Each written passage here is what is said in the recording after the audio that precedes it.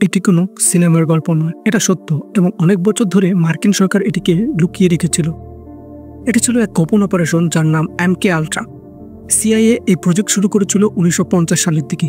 তাদের লক্ষ্য ছিল মানুষের মস্তিষ্ক নিয়ন্ত্রণ করা, অর্থাৎ মাইন্ড কন্ট্রোল। কিভাবে? সাধারণ মানুষ, সেনা সদস্য, এমনকি শিশুদের পর্যন্ত অবৈধভাবে টেস্ট করা হতো। তাদের অজান্তেই LSD খাওয়ানো হতো, যা এক ধরনের ড্রাগস। এরপর শুরু হয় ব্রেইন ওয়াশ। দিনের পর দিন ঘুমাতে না দেওয়া, আলো ছায়া শব্দের মাধ্যমে মস্তিষ্ককে দুর্বল করে ফেলা।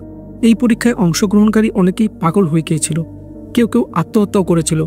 একজন বিজ্ঞানী ফ্র্যাঙ্ক অলসন মৃত্যুবরণ করেছিলেন রহস্যজনকভাবে একটি হোটেল থেকে পড়ে। প্রথমে বলা হয়েছিল সে আত্মহত্যা করেছে, পরে জানা যায় তার উপর MK আল্ট্রা প্রজেক্টের একটি এক্সপেরিমেন্ট চলছিল।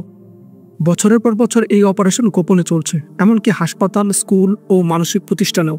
1975 সালে মার্কিন কংগ্রেস তদন্ত শুরু করে, আর তখনই প্রকাশ পায় এই ভয়ানক সত্য। আজও অনেক তথ্য লুকানো হয়েছে। প্রশ্ন রয়ে যায়, এখন কি এই মাইন্ড কন্ট্রোল প্রোগ্রাম সত্যিই বন্ধ হয়েছে?